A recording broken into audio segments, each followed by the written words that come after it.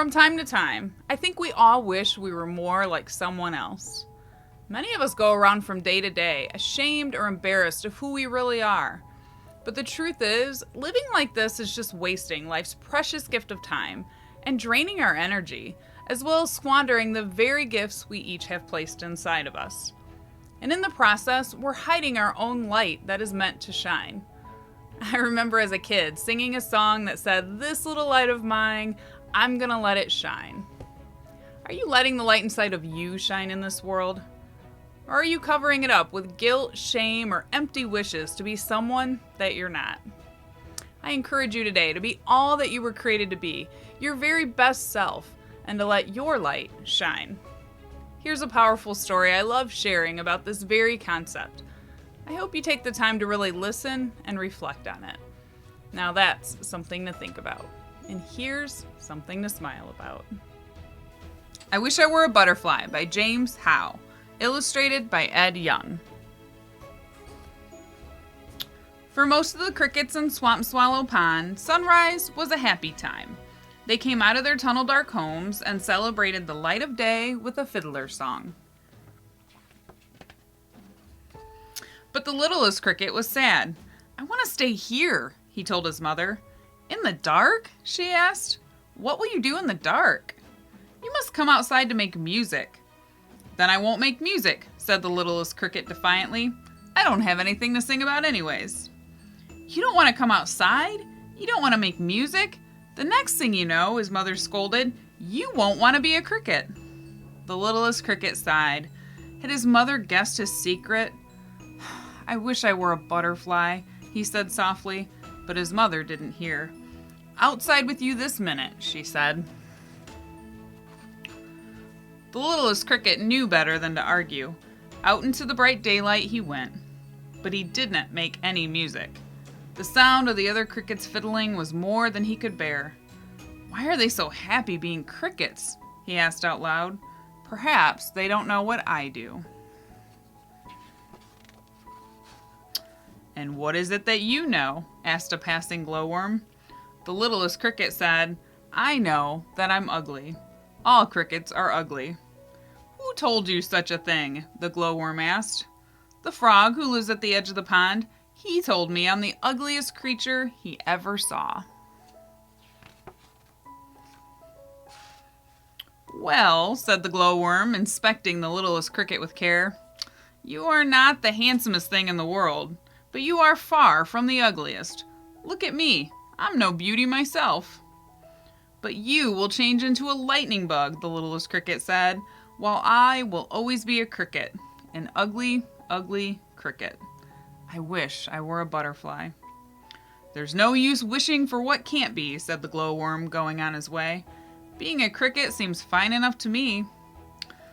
"It's easy for him to say," said the littlest cricket.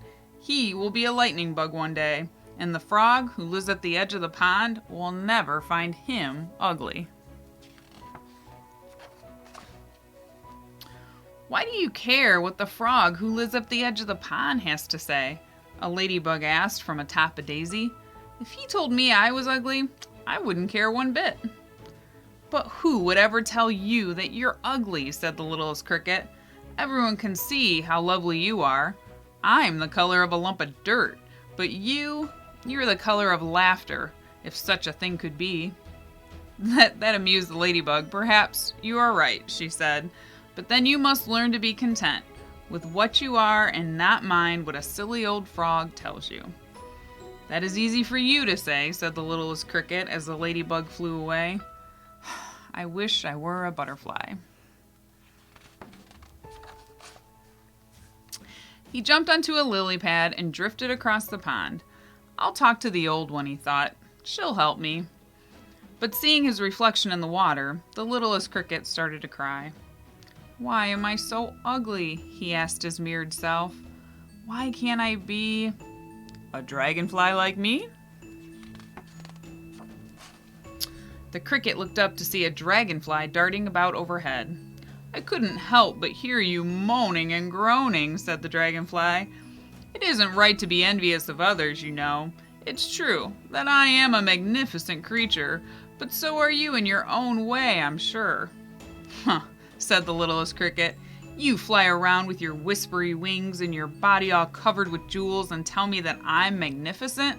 Please, Mr. Dragonfly, go away. You don't understand. You can't understand. I wish I were a butterfly.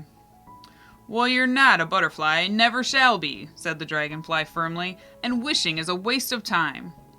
The littlest cricket blinked, and the dragonfly was gone. It's easy to be happy, he thought, when you're a glistening dragonfly. It's easy to be happy if you're anything but an ugly cricket like me. In the middle of her web, on the other side of Swamp Swallow Pond, the old one was waiting. I'm good at waiting, she has told the cricket once. That's a spider's life, spinning and waiting, waiting and spinning. Today, when the old one saw the littlest cricket hop off the lily pad, she could see how sad he was. It's a lovely day, the old one called out, and lovely days are too short to wear long faces. What's wrong, my friend? I am ugly, said the littlest cricket. Whoever told you that? Asked the spider. The frog who lives at the edge of the pond. I'm the ugliest thing that has ever lived. I wish I were a butterfly. The old one began to laugh. Butterflies are pretty enough to look at, she said, but they're no more special than you. Not special, cried the littlest cricket. They're the most beautiful creatures in Swamp Swallow Pond, and maybe in all of the world. I wish I were as special as that. The old one said nothing, but continued to laugh. I thought you would understand, the cricket said. You don't envy the butterfly because you're so beautiful yourself. The spider stopped laughing at once. You think I am beautiful? She asked. The cricket nodded. But I've been told that I'm the ugliest creature in Swamp Swallow Pond, maybe in all of the world. The cricket looked surprised. Did the frog who lives at the edge of the pond tell you that? Not only the frog, said the old one. Why, if I were to believe what everybody says about me, I would think myself quite ugly. But I don't believe everyone, you see, and I certainly don't believe the grumpy old frog who lives at the edge of the pond. I believe you because you are my friend. You think I'm beautiful, and so I am. You are beautiful, the littlest cricket said. But I am as ugly as can be. I still wish I were a butterfly. The old one asked the littlest cricket to follow her to the water's edge. Look, she said. What do you see? A beautiful you and an ugly me, replied the cricket. What do you see? Two beautiful friends. The cricket gazed at himself for a long time. Am I really beautiful? He asked at last. To me you are, the old one said. More beautiful than any butterfly I've ever seen. The littlest cricket looked back at his reflection, and to his surprise, his ugliness began to fade away. Suddenly, a gust of wind rippled the water. Look, said the cricket, turning around. Your web! The wind has blown away your web. Oh, well, the spider said, then I must begin again. Wait and spin, spin and wait. It's a spider's life.